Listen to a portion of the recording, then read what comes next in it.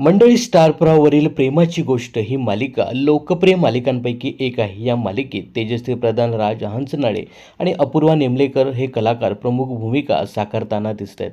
त्यांच्या अनुक्रमे मुक्ता, सागर आणि सावनी या भूमिका प्रेक्षकांमध्ये खूपच लोकप्रिय आहेत. यांच्यासोबतच हर्षवर्धन, मिहिर, मिहिका, इंद्रा, माधवी, बापू, लकी तसंच सही पात्रसुद्धा प्रेक्षकांच्या आवडीचे झाले आहेत. काहीच महिन्यापूर्वी मिहिका हे पात्र साकारणारी अभिनेत्री मृणाली शिर्केची या मालिकेतून अचानक एक्झिट झाली. त्यानंतर तिच्या जागी आता मिहिका म्हणून अमृता बने या अभिनेत्रीने एंट्री घेतली. आता मिहिकाच्या नवऱ्याचे पात्र साकारणारा कलाकारही बदलण्यात आला आहे. हर्षवर्धनच्या भूमिकेत आता अभिनेता यश प्रधानच्या जागी अनिरुद्ध हरीप हा दिसणार आहे.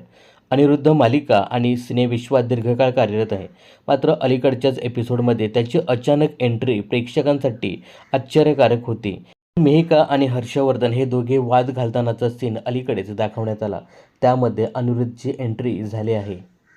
तर मिहिका हर्षवर्धनचा वाद सावनी चोरून ऐकते आणि तेव्हा तिला मिहिका प्रेग्नंट असल्याचं समजतं. ही बाब जेव्हा मिहिर, मुक्ता आणि सागर यांच्यापर्यंत पोचेल तेव्हा प्रेमाची गोष्टमध्ये काय ट्विस्ट येईल हे पाहणं खूपच महत्त्वाचं ठरेल.